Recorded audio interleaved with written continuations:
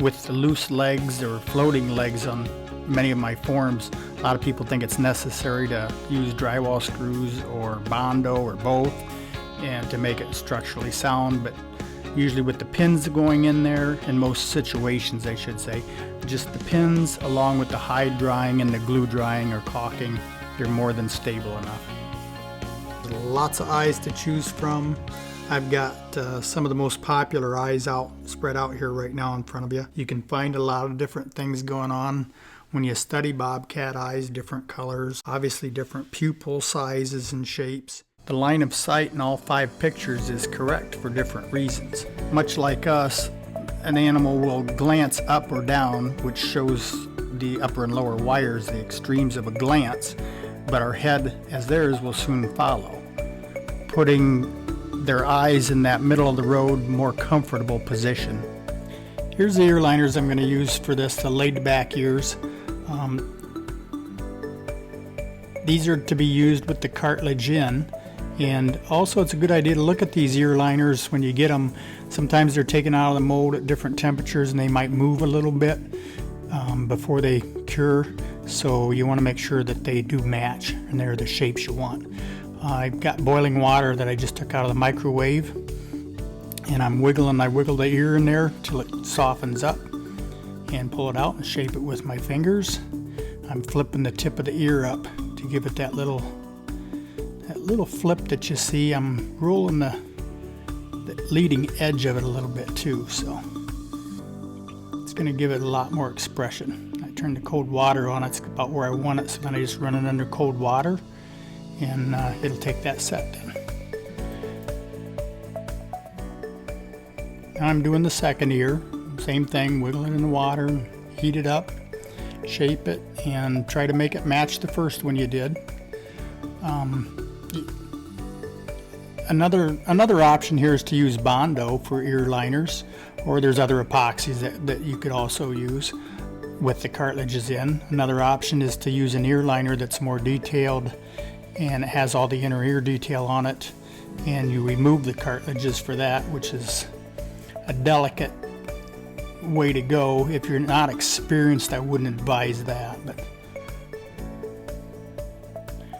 I got the second one set now and cooling it. I'm going to compare the two and see if they look the same, make any adjustments if they don't. They look relatively close. You can see how much I flipped the ears up on that now. The amount of curl I put into them just adds a lot of extra expression on those ears.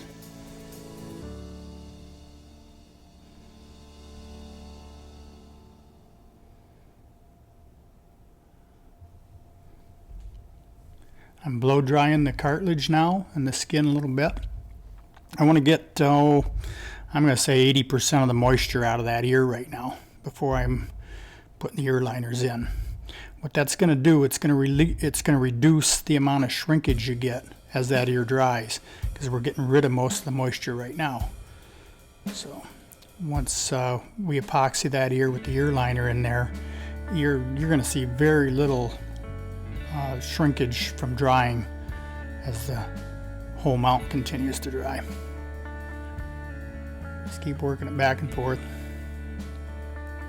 You'll notice the cartilage will actually start turning color. When it's fresh and wet, it's more almost a white color, and as it starts drying out, it'll turn a kind of a golden, yellowy golden color.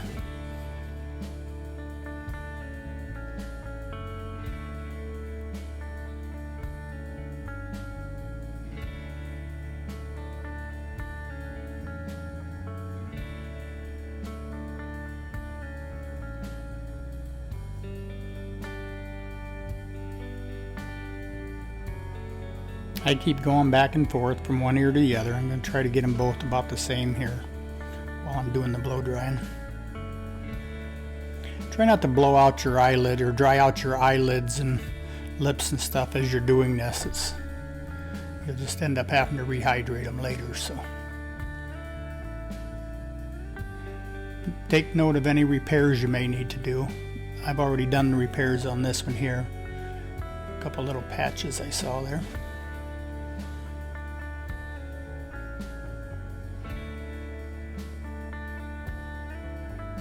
See how the cartilage is turning that golden yellow color now.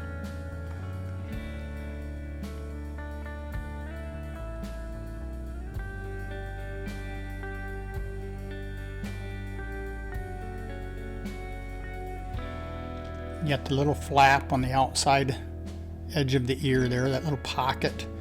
We left that unturned, so that will just be shaped from the outside once the ear's epoxied. I'm going to paint the cartilages now.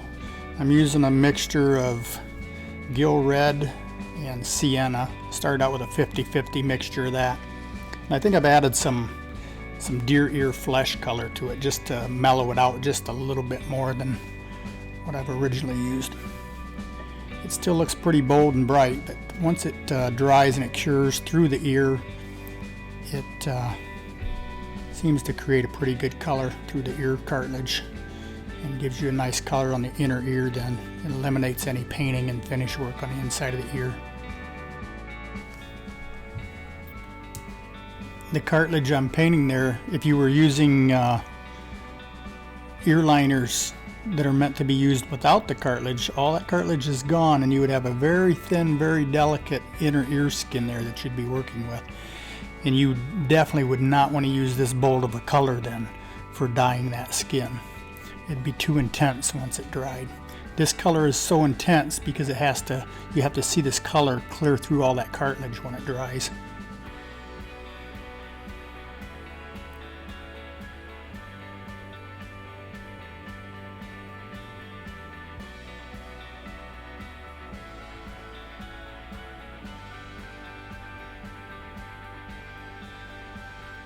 The tips, the edges, I don't worry about the very base of the ear cartilage because that's going to get trimmed off. So.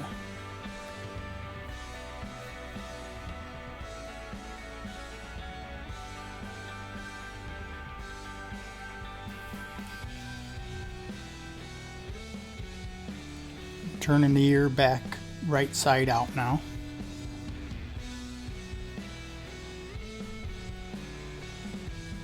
Forming a little pocket there so I can put that ear liner in.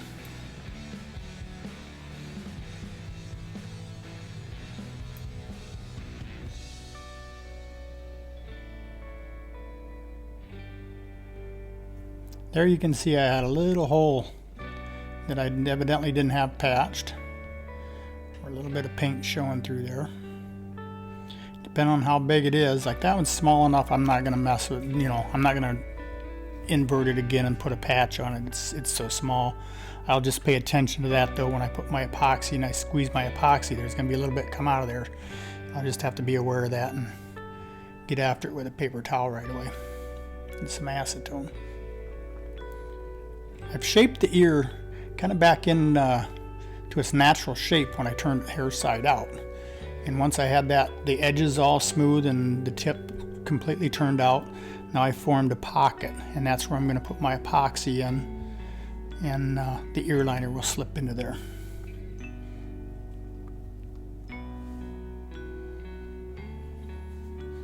I'm using Epo-Grip clear paste for my adhesive. It's a two-part kind of Vaseline consistency. You mix it 50-50. I put a little bit of paint in it, not so much for color as to tell when it's mixed real well, like one little drop into it. And I use a couple little globs, maybe the size of a marble, of each, and mix that together with a drop of paint in it. There's different types of epoxies. The stuff I'm using here, the Epo-Grip clear paste, only gives me about 7 to 10 minutes. You can slow that down by keeping it in the freezer, keeping it good and cold before you go to use it. That'll give you a few extra minutes. But just be ready for that. It's not going to give you much time. So I only mix up enough for one ear at a time. Put a glob of it into the ear skin itself there, and then the rest of it I'm smearing onto about the top half of the ear liner. I've got plastic in a bag or something over top of the foot down below to protect it from anything that might drip down or fall down onto that leg. So think about what you're doing up above and what's down below that you might not want to mess up. So, 'cause if that ear liner slipped out of your hand and fell onto the fur down there, you'd have a mess. So there, I slid the ear liner in, and I'm just working the edges onto the ear liner. I'm not pushing and forcing the ear liner up in there so much as I'm working the skin down onto the ear liner. I want to make sure it's to the edges. I pre-fit these. Typically I don't have to do any trimming to them or anything. You may want to thin the edges if you want a really sharp edge. But generally they're pretty good right out of the package, and you can get away with that because this epoxy will help create a nice knife edge there too on that leading edge of the ear. I'm working that epoxy out to the edges, and making sure it's kind of got an even coat all the way around that ear, so everything's going to adhere well. I didn't rough up the ear liners or anything. I just use them as they are out of the package, or after I've shaped them, you might say. There's the little flap on the outside of the ear. I'm just kind of making sure that's kind of in position. It's not going to stay open right now because it was never turned and separated, but it is tanned. Right now I'm just working on hair patterns, making sure that leading edge of the ear is on the edge of the ear liner, and then I've got a nice, trying to create a nice sharp, crisp edge of the ear there, right out to the tip. You got that little flip out on the end. The outside of the ear, there's where that little hole was. You can see the pink showing through right there. I'm brushing those long hairs from the leading edge of the ear. They come across and cover up the opening of the ear. And I'm going to brush those, and first I'm going to wipe out that little bit of epoxy that come out of that hole there. Just a tiny little bit.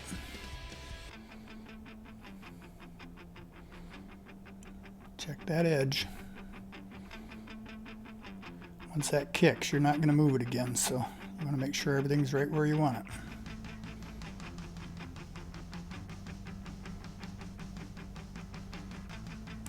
I'm pinching the edge and kind of slide my fingers along it, and that's what's really going to make a nice looking edge right there.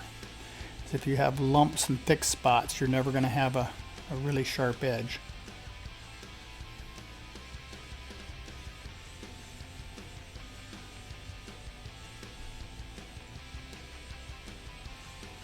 You can see the hairs sticking out on the right side there, the long white ones.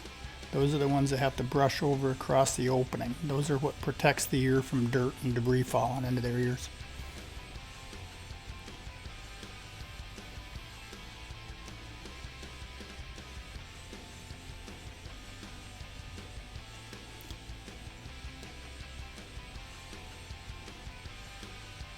Right there where my fingernail is, you can kind of grab that skin a little bit with your fingernail and kind of pull it inside there a little bit more if those hairs are not falling into a place where you want them. Just move that skin a little bit and it should help slide those hairs over across that ear opening. If you just take a brush and only brush the hair, it's not going to move the skin enough. It's not going to move the roots enough to keep the hairs where you want them. You actually need to massage them at the root of the hair.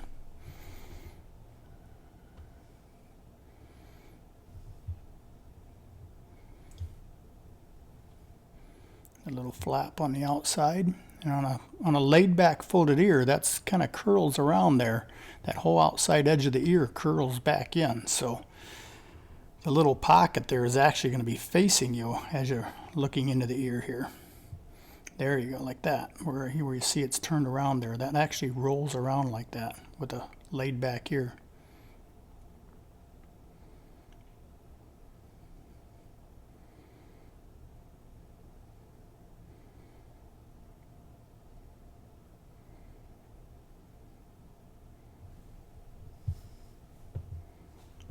Just keep working it and going over it until the epoxy sets. You'll know when it sets. You'll feel it heat up.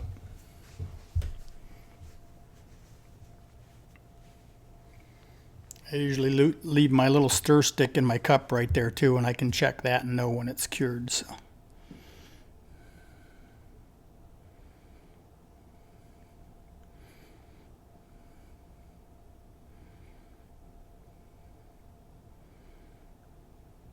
Toothbrush just kind of grooms things out, and that'll let you know real quick if everything's in place.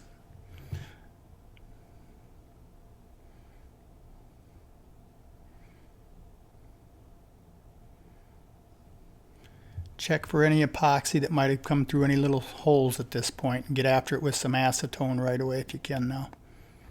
A needle and some acetone should take any epoxy out along the edge if you got a little spot.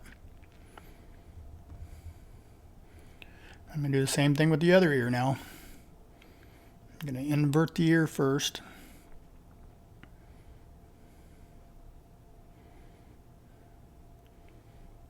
So I know it's completely turned. And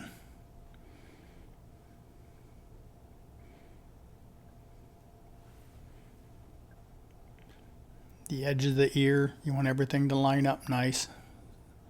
When you create your pocket, you want it to be straight, so when you slip the ear liner in, it's going pretty much right into place.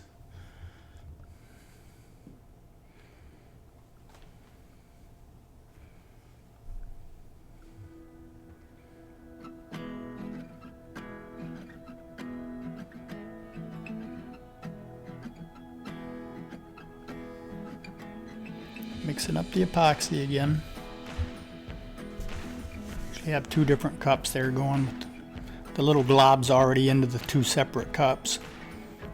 And then when I'm ready to do the second ear, I just have to pick it up and start mixing. It's good to go. I don't have to measure it out and put the paint in. I've already done all that. I just haven't mixed it together.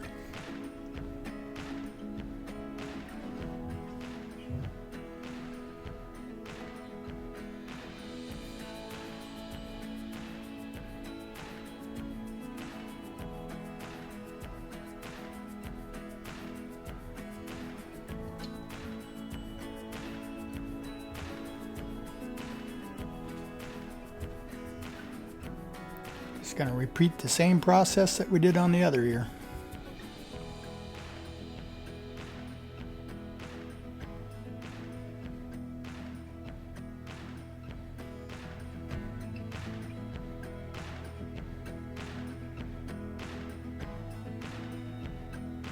Try to make them look the same.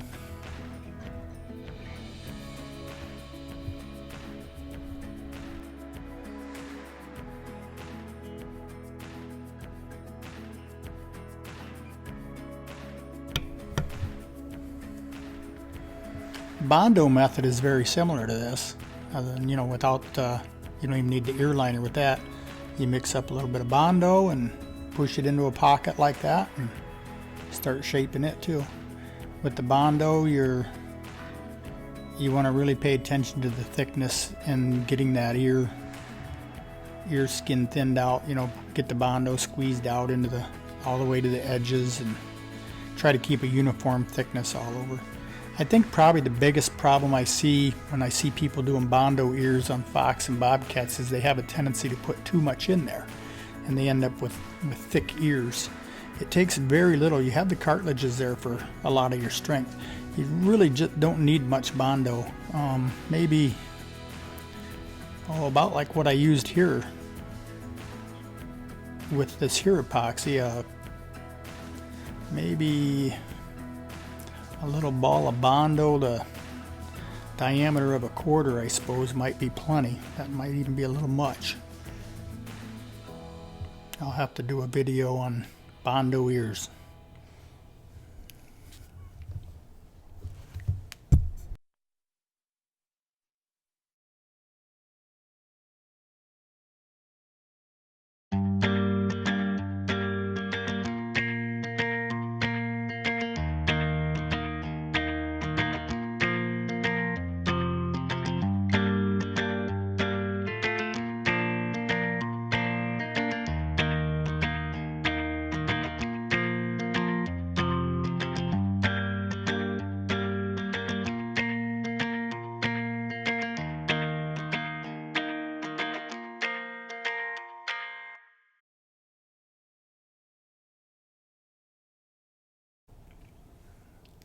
Same as I did on the first ear, I'm just working the edge, that leading edge there, making sure everything's nice and thin and squeezed out to the edges, and try to create a nice sharp edge or crisp edge.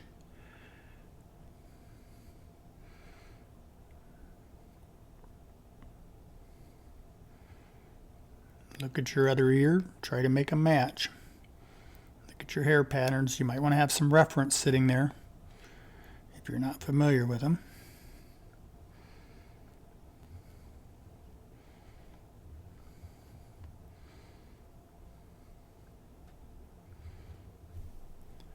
Now that the cartilages are in there, you can see how much of the ear liners are in there. You can see how much of the cartilage sticks out past the ear liner. I'm trimming off that excess cartilage that sticks out past the ear liner. If you don't, it's gonna cause you possibly to have your ears standing way too tall or way too far out from the head. So this allows the ear to be set nice and tight to the head. Obviously for competition, you don't want to cut those cartilages off, because you'll have to allow for room for those on your head, because the judge is going to be looking into the inside of that ear to see the interior ear detail. And that's a case where you may wish to go with an ear liner that has the inner detail on it, and maybe peel the cartilages and go that route.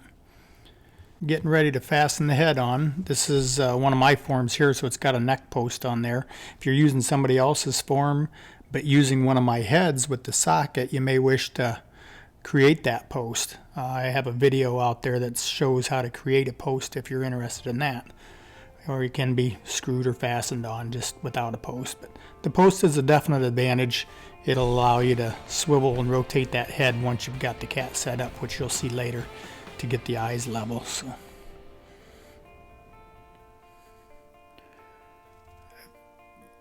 I've already put the screw through the back and found the center hole. Just going to run a 3-inch drywall screw in there. That allows me to swivel that head now. I'm going to put the mask on there. This is the Easy Set Snarling Bobcat head with the cast lip system. So I'm just putting the mask on and holding it in place with a rubber band. Some people glue them on, screw them on, epoxy them on, whatever. That's not the way the system's recommended to be used. You can do it however you want. I leave it loose, and it's part of how the whole system works. You need that mask to float at later points when we're tucking the eyelids and tucking the nose. You need that mask to move for it to really work the easiest and to create some good results. I pulled the skin back down over the face now. I'm just kind of moving things around and kind of lining things up here. Whether it's an easy set or conventional head or somebody else's head, it doesn't matter. A lot of these things all work the same, so I'm just trying to get things relatively close to where they belong. I want to know that my eye holes are over my glass eyes, and the ears will go where I want them to go.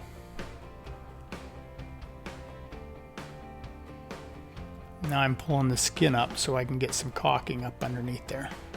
Just create a little pocket there. You can use hide paste, whatever you want. I like the caulking because it's handy.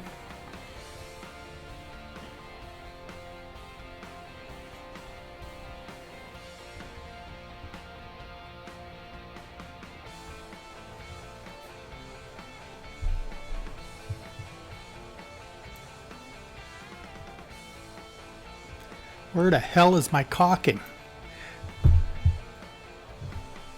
There it is.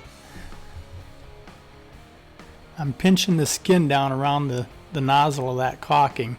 There you can just see under my finger there where a bulge of the skin that kind of bulged up from the caulking I was pumping in there. I'm going to put a pretty good wad back there. Bigger than a golf ball probably, so carefully pull it back out. And you can see where that bulge is. It's back behind the ears.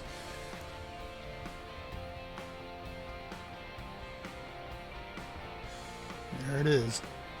I'm going to keep it back there out of the way for now. Move it down on the sides and behind the ears. I want to know that I have plenty of caulking on the back side of that head, around those ears.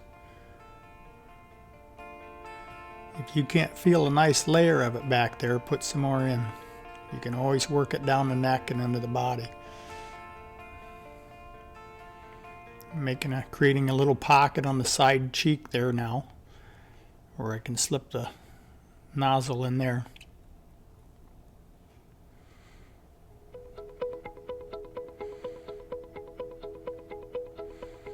Same thing there, kind of pinch that skin off around the nozzle.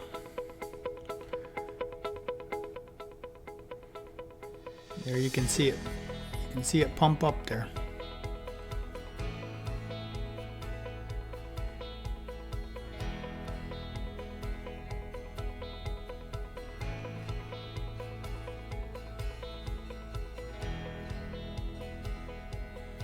Plenty of caulking in there.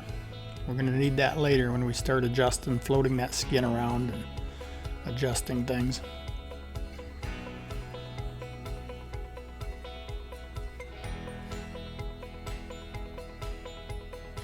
But I am keeping it back there, clear back on the side of the head and behind. I don't want it to make a big mess out there around those lips where I'm going to need to be gluing them.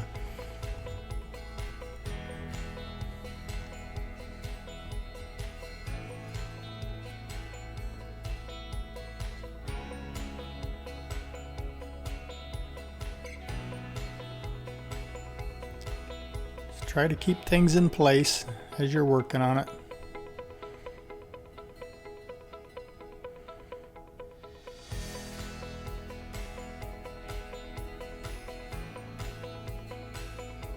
I'm pulling the eyelids out now because I don't want caulking to ooze out through those eyelids and get all over my fur. Kind of pinching them tight.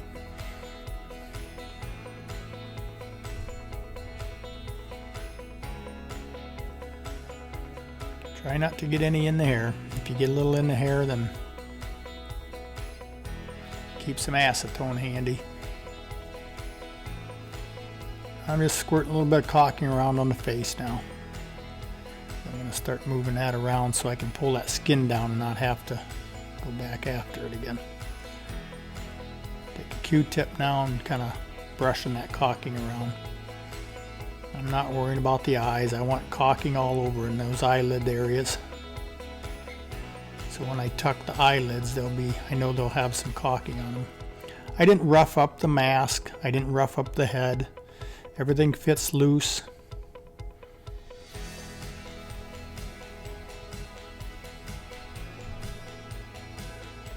Probably noticed I didn't rough up the body either.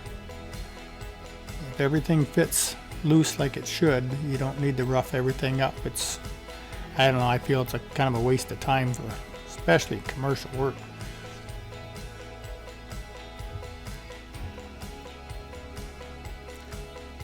Competition, you might want to spend a little, competition, when it comes to competition piece, obviously you spend so much time on them, what's it going to hurt? What's another half an hour of roughing up a form? But a half an hour in a commercial shop is a lot of money sometimes. So I've got the caulking spread around on the face. Everything's covered, so I can pull the skin back down a little bit there. And now I'm pushing the eyelids out the other way. You can see how thin the eyelids are and how much I've left on there. There's a good 1/8 of an inch of inner eyelid skin there that will be tucked. I've already trimmed the nose off. This here's, say if you're using an artificial nose, it's very similar with the Easy Set. It's a little different. I leave the lower part of the nose pad on there because it's going to tuck underneath the artificial nose. If you're using a regular artificial nose, the whole nose pad has been trimmed off and you'll be gluing all the way around. With the Easy Set, you only glue across the top. The rest of it gets tucked in. I pulled the front leading edges of my ears, kind of moved those around into place a little bit closer.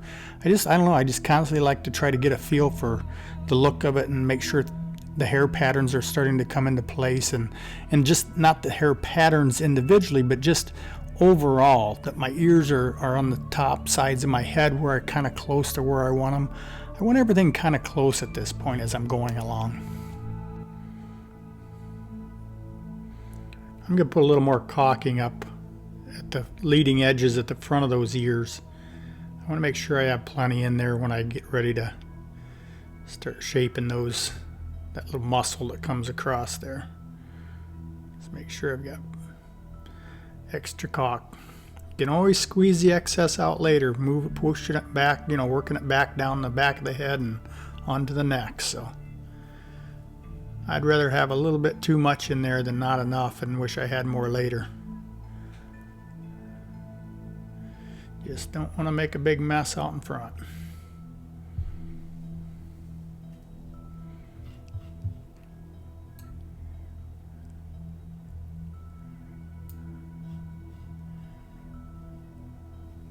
Things are kind of coming into place now.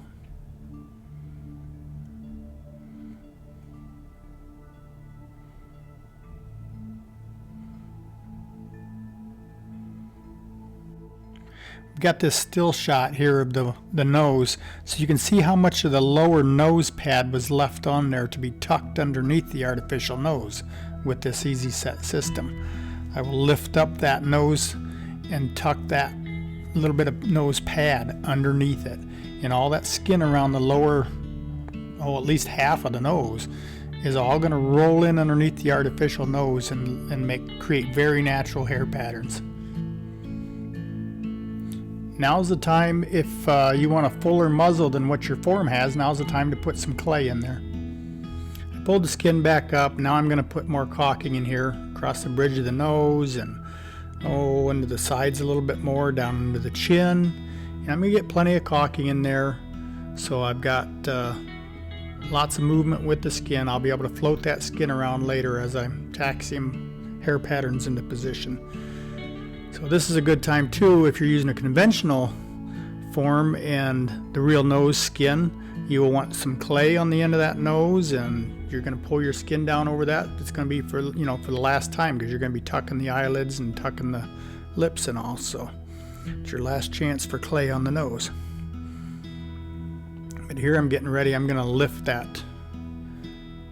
I'm pressing the top of the skin, just checking things out and getting them close to where they go.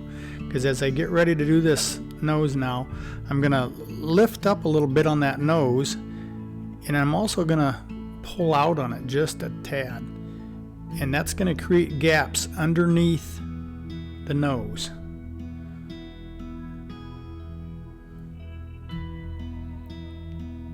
And now I can roll that skin around the sides of the nose and tuck it in underneath, and then the cleft of the lips, on the bottom of the nose where the cleft is that goes down into the lips, that gets tucked right into the little slot that we dremeled into the form. And it really creates some natural hair patterns there. The top of it is going to eventually get glued across the top of the nose. As I press that nose back down on there, you can see how the white hair, the fur just rolls right into the nostril openings, and it creates a very natural, convincing look. I'm going to tuck that cleft again now. I pulled it back out just to adjust things a little bit more. But I'm just going to tuck these eyelids, not tuck the eyelids in place. I'm just kind of closing them up right now, and just to keep everything nice and moist while I'm working on the other parts.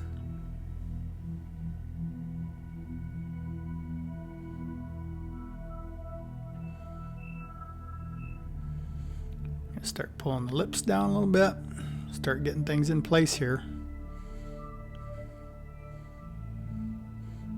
I want to make sure I've got the muzzle kind of lined up, everything lined up where I want it, so when I start to glue the lip skins, I'm not worrying about, do I have, the big areas of skin in place.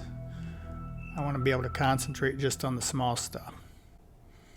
I'm going to break away here for a little bit, and so I'm going to put a bag over this, keep everything moist. Whenever I take a break, I'm going to be away from it for a while. I put a bag on it. I just want everything fresh and nice. come back and uncover it. So here we've got some stills. I've got it flipped around the other way now, and I've got the muzzle, the skin lined up pretty good now. You can see the muzzle lines are pretty decent. I mean, there's still adjustments to do. We've got the nose all tucked, we showed you that, and now I'm cleaning up that lip line. This here again is the cast lip system, so the skin has been trimmed at the lip, between, you know, where the hair meets the naked lip skin. On a conventional head, you're going to be tucking the lips, so you're going to have all that lip skin on there, and you may wish to put a roll of clay along there before you tuck them.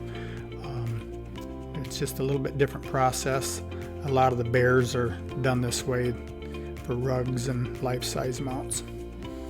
There's cast lip systems available from most companies now for you know, most of your bigger species.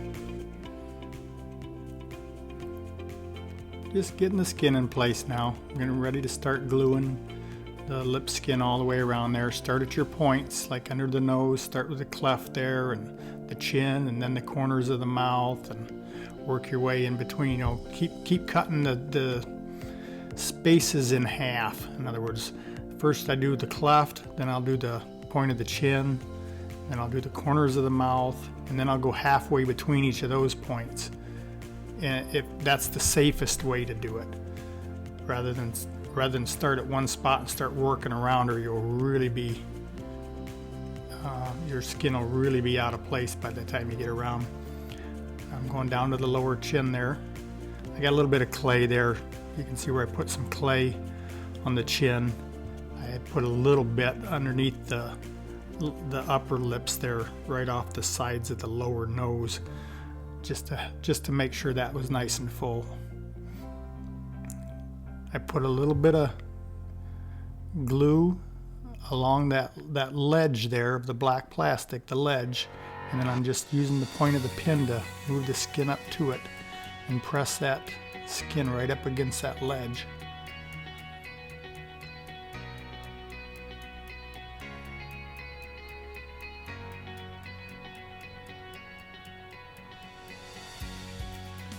Try to be careful, be nice and neat here.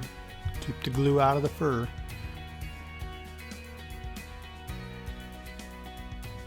Make sure everything's lined up when you glue it, because it's going to stay there.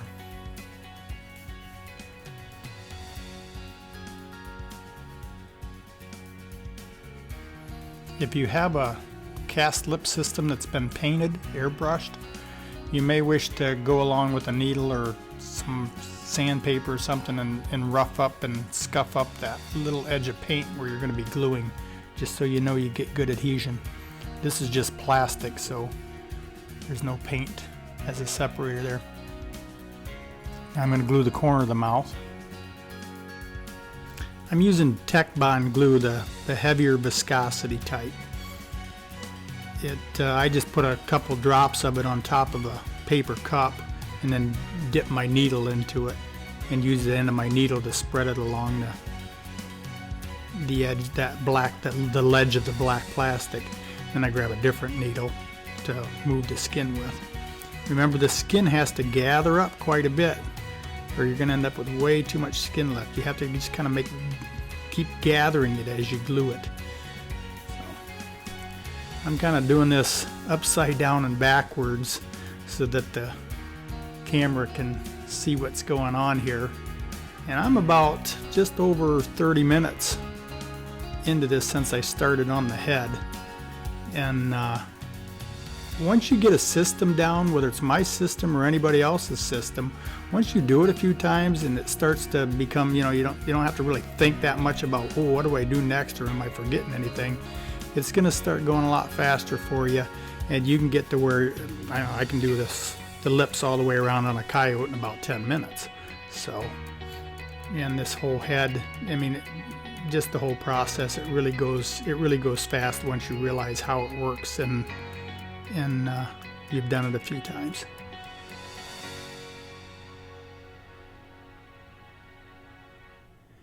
Looks quite tedious, and it is. You just want to be careful. You might want to look at it this way too. This is a lot of your finish work as you're doing this. So the neater you are now, the less you have to do later as far as touch-ups or anything. Those are your finished lips. We've already got the finished nose on there with the easy set. So we're gonna have some finish work to do around the eyelids. We've already got the inside of the ears are finished because we painted the cartilages. And as those ears start to dry, you're gonna see that color come through. So really the only finish work you're really gonna have that's really gonna amount to much is gonna be around the eyes. I'm gluing the other corner of the mouth there. Normally I take a felt tip marker and I put a black mark on the flesh side of the skin right at the corner of the mouth. So when I go to glue up the corner of the mouth, it's a real easy visual as to where I need to line that up at. I think I forgot to do it on this Bobcat, but normally I do that. It really helps immensely to know just where to start gluing.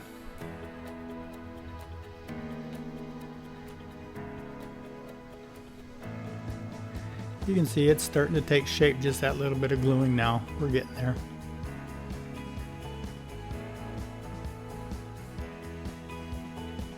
There's a little wad of clay in the back of its throat there. I had that in there just to hold the tongue in there temporarily. Eventually it will get glued in.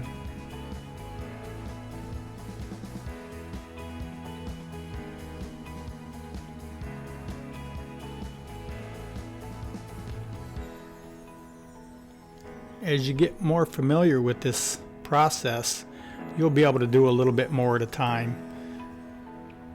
Like now I'm gluing a 1/2 inch surface at a time now. You start out, don't try to do too much at once. Like I say, keep going halfway between your points until you get a feel for how much you need to gather the skin up. And remember, that skin's going to gather more at the corners of the mouth than out toward the chin or up toward the cleft under the nose.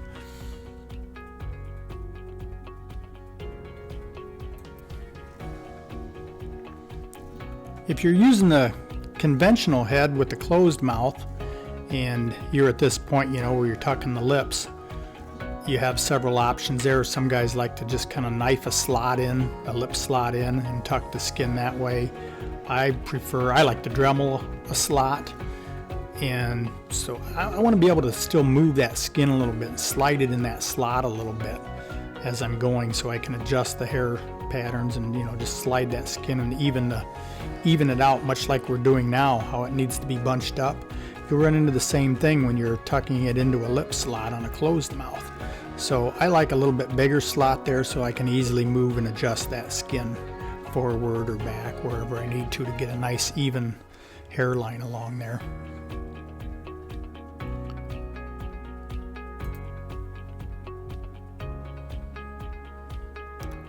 When it comes to an open mouth for competition, you can, at lower levels, amateur and professional divisions, in most competitions, you're allowed to use a purchased open mouth jaw set and even a cast lip system. As you get into the higher levels, masters or master of masters, then you're required to create all the fleshy parts yourself.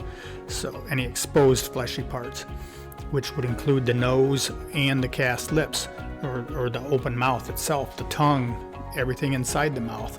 A couple different ways of doing it, no different than what we've been talking about.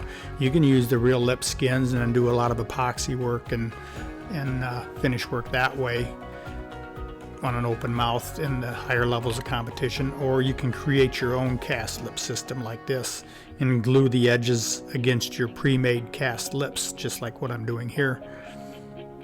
It's quite a bit more involved, but it is doable.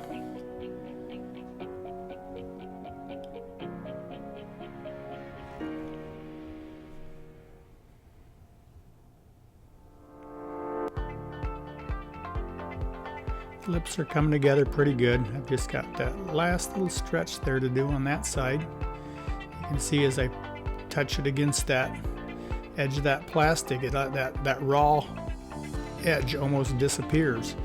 When this is dry, you may get a little bit of shrinkage along that edge. It might show a little bit of white leather, and that'll have to be finished. You'll want to blend that a little bit with a little bit of epoxy, just to blend it to the black plastic there. But it really keeps your finish work to a minimum using the cast lip system. You can see up there at the top of the nose, you can see the edge of the skin showing right there. That hasn't been glued yet. And same thing there, I'll lift that skin up a little bit and put just a little bit of glue along the top edge with a pin, just like I'm doing with these lips, and glue that nose skin down. There's a little bit of a ledge there, just like around the lips.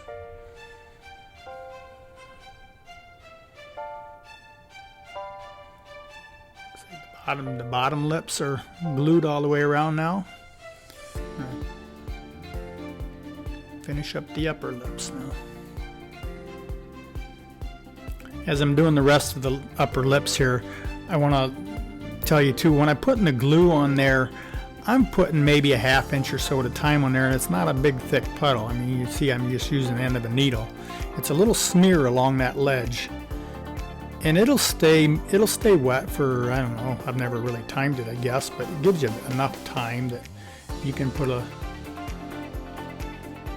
do a pretty good little ledge of it there, and then work the skin against it. It doesn't set within seconds, it's about a minute or so probably. And again, this too is a very awkward position doing the upper lips. If you're doing this yourself, turn that Bobcat around so you can see what you're doing easier, and you can look right into it instead of worrying about a camera being able to see. Because it does make it way more difficult when you're trying to do it upside down and not right in front of it. Again, pay attention to how much you need to bunch that skin up.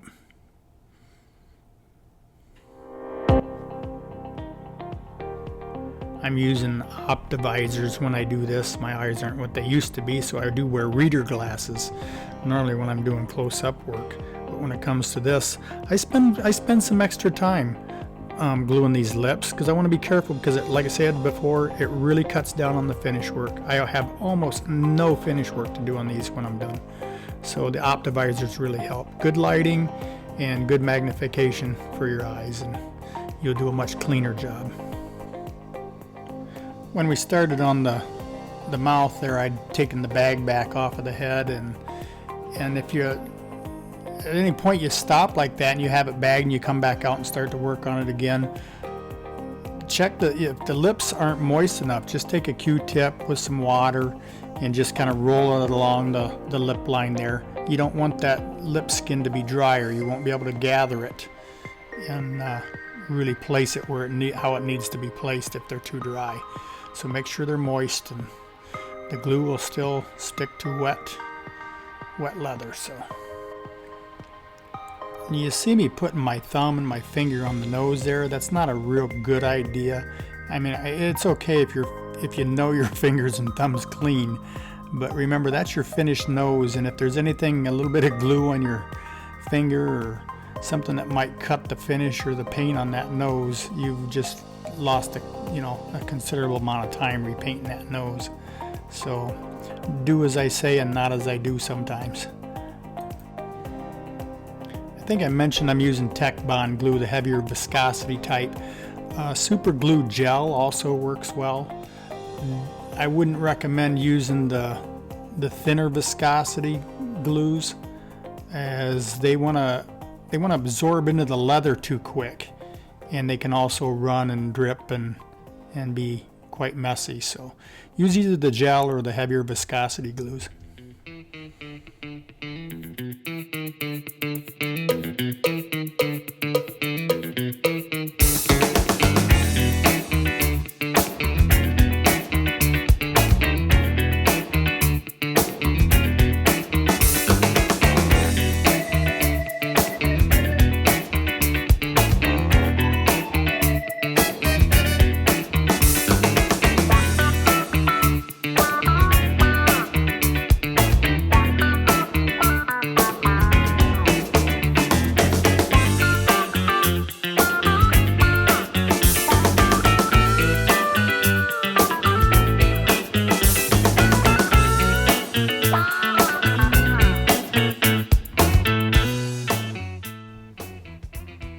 something else we didn't talk about here. You may wish to use the easy set face system, but use the real nose, and that's very doable. You can just leave the nose pad on there and do it like you would a conventional one, but trim the nostril skins off. So as they fold around into the nostril opening, if it's thin properly, you can glue just that edge around the nostril, and that'll give you the shape of a real cast nose that way without having to do it with clay underneath. And it'll also give you the interiors that are already, that are cast from a real animal. So there's an option, just another way of doing it. It comes up with the coyotes, the cast lips, and the noses on these coyotes that we have available are from pretty much full-blood coyotes. They're not the big northeastern noses and big heads that some of those coyotes have. So occasionally you have to go over top of the artificial nose with your real nose skin and add a layer of clay in there just to make that nose bigger. But it can also give you the nostril interiors that way. Here I'm actually going to glue the nose now. I think I talked about it before, but again, I'm just going to roll my needle in that glue a little bit. I'm going to put a little bit of glue right along that ledge there. Just carefully keep it off the plastic, the finished nose part. Take my other needle and I'm going to just carefully press the nose skin down into place with the tip of that needle. And if you have that nose skin trimmed off at a little bit of a bevel, it really will finish off nice.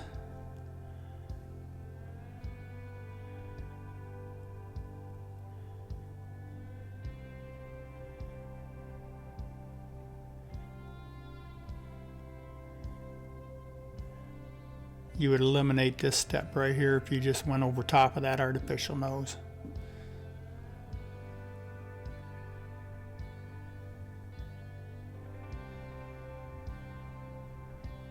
But you then have a real nose to paint, so I like having the finished nose myself. Like I say, it really cuts down on finish work, and you can spend a lot of time epoxying, building the real nose pad back up after shrinkage with clay under it, and spending time shaping it and all, and then repainting all the colors back onto it. So in the long run, it's time well spent and saved, depending on how you look at it. There I'm tucking the sides of the muzzle where it meets the nose. Sometimes that might want to roll out just a little bit more. Just double check that. Occasionally you might have to put a pin in there, usually you don't. But now I'm pressing the skin into the wrinkles on the top of the bridge of the nose there.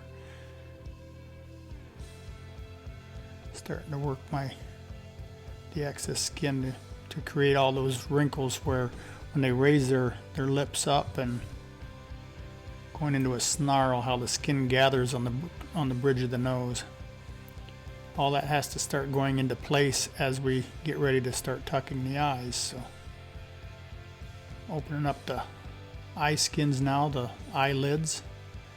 You can see I have more than 1/8 of an inch probably of the inside eyelid showing there.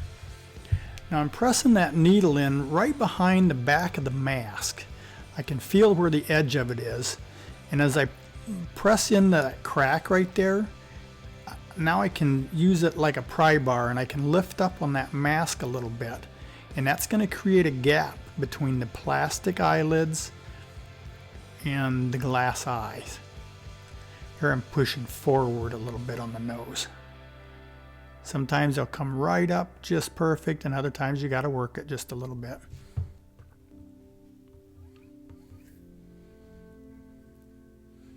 And they raised up. like I say, by raising that mask up now. That's why another reason you don't want to fasten that mask down. You need that mask to float in order to tuck these eyelids, and you saw how I tucked the nose pad under it. Now we're going to tuck the eyelids in much the same way here. And by being able to raise that mask up, it creates a nice gap there for you to just easily tuck the eyelid in. And then after the eyelids are tucked, you just kind of press it right back into place, and it tightens up against the glass eyes then. I'm putting latex caulking, that's what I use for my glue. I'm just smearing that around on the eyelids before I tuck them. Just want to make sure I have a nice coating on everything. You can do them different ways. There's no right and wrong way to do the eyelids as far as where you start. I just kind of get things down into place, kind of lay the eyelids down onto the glass eye, and then I start at the inside corner. I like to get that first. And this particular time I'm going around the bottom eyelid, and you can see I've got quite a gap there. I'm not having to force that in there hard. There's a nice gap there for me to just tuck that eyelid right into. I get to the outside corner. Now I'm doing the upper eyelid, coming across and back to the inside corner. Now I'm feeling where that crease is that goes off the outside corner of the eye, and I want to make sure that the corner of my eye skin is lined up with that crease that's in the plastic. And now I'm just taxiing the skin along the bottom lid there and making sure things are spread out the way they need to be spread out, that they're proper. Now we'll go to the other eye. Open things up a little bit and laying the eyelid down onto the glass eye. And now I'm just going to tuck the inside corner. Looks like I'm doing I'm going around the bottom again. Bottom eyelid first. Like I say, I'm kind of doing it backwards and upside down here, so.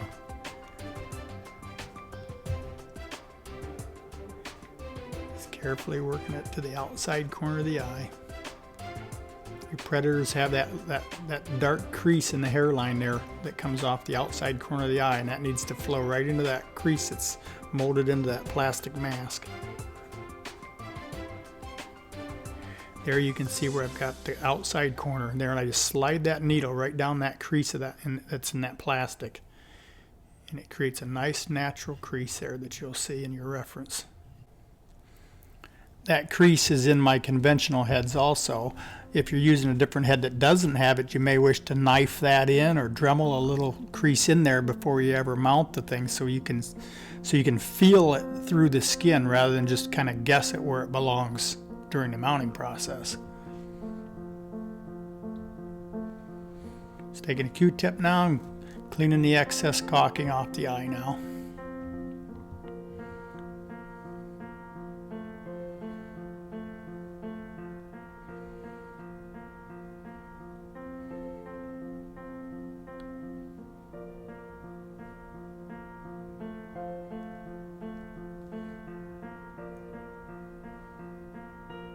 If you've got some into the hair, into the fur a little bit there, get some acetone, a little bit of acetone on your Q-tip, and it'll turn the latex caulk into crumbles, and brush out real easy.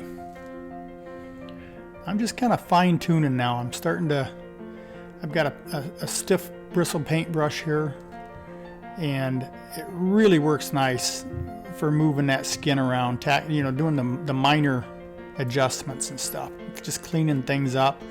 Occasionally I'll dip it in some acetone. Be careful you don't get so much acetone on there that it's going down in the eyelids and you're losing all your adhesion from your glue or caulking in there. I'm using it more to shape the eyelids and push them into place. So, good time to get your reference, have it right there handy, and think about what kind of expression you're putting into these eyes if you're doing something other than this snarling bobcat. These eyes, because it's snarling, they're closed up quite a bit, so you're not seeing a lot of glass there like you would on just a regular expression.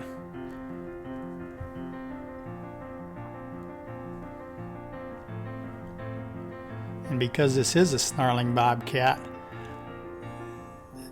to me, and what I've found, the most accurate pupil size and shape for a snarling bobcat is a pretty good sized pupil in there.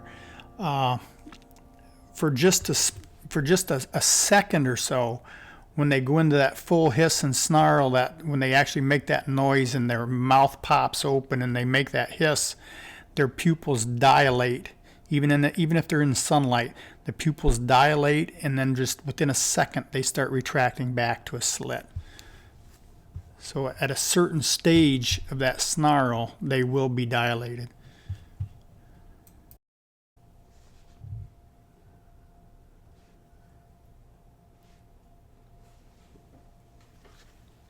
Just using my needle and my paintbrush and just keep working things here. Mostly I'm working on eyelid shapes right now. Just trying to get the eyelids tucked the right amount. And get the hair patterns coming off the lower eyelids and stuff. There I go, put my finger on that nose again. Right now is where it really makes the difference on how good the cat's going to look when it's all done, is how much time you spend at this point. Just taxiing that skin around and trying to move all these hair patterns around where they belong.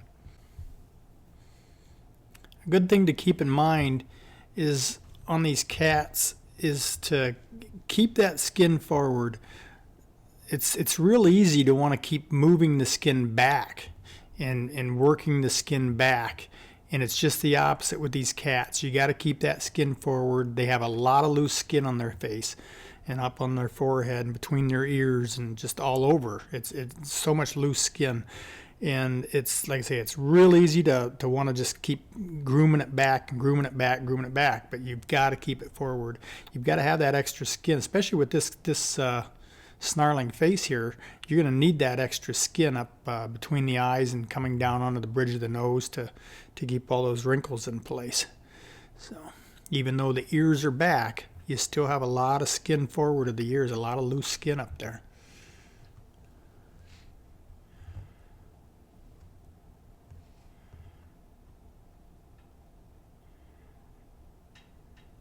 Just keep pressing the skin into the detail that's been molded into the head.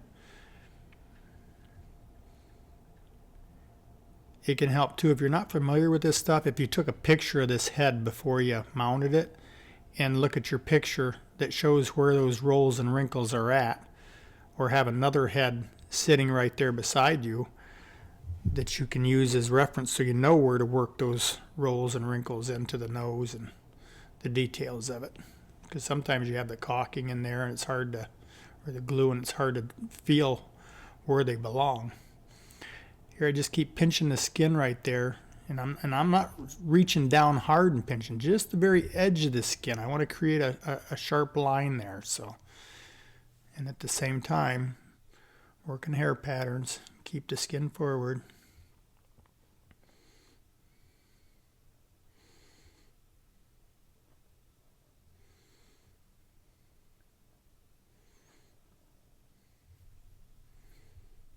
I'm tucking the inner ear. If you look at your reference, it'll show some hair patterns there that on the inside of those ears where the hair stands and turns different directions as that ear rotates around. So look at your reference and try to duplicate that.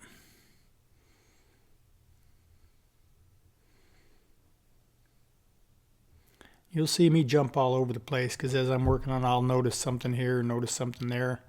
I'm working on the brows. That brow's been driving me nuts. It's been so crooked through all this process. I was wondering if I was ever going to get to it, but here I finally am.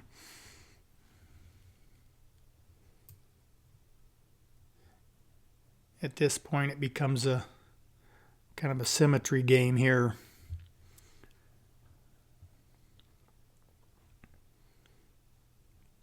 Your bobcats will vary a lot. I mean, they have certain hair patterns that you'll see from cat to cat, but each individual cat has individual markings also, how those different hair patterns are placed.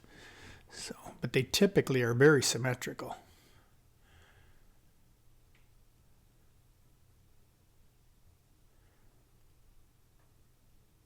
Just keep poking and prodding that skin until you get things where you want them.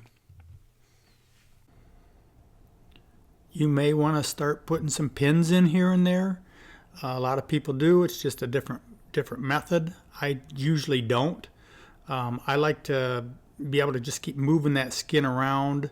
I mean, there are certain things, I guess, that you could pin. A lot of people want to pin the ears right away. I don't. As you move one thing, something else moves and it changes. So I like to keep everything loose as I'm doing this part of it, especially with the ears. Maybe at the end of the day, depends on what your usual practice is. On a bobcat or most cats, I like to go back the next day and spend a fair amount of time on going over just what you see me doing right now, and just keep moving things around and make sure everything's where I want it. If you're not going to do it the next day, you may wish to pin the ears, you may wish to card the ears. There's different places you're going to want to put some pins, probably just to make sure things kind of stay where you want them. But I like to be able to move it around, and as the hide paste or caulking starts to set, the skin starts to firm up, you can make fine adjustments then on the eyelids and the brows and the ears and, you know, all the different parts of the bobcat.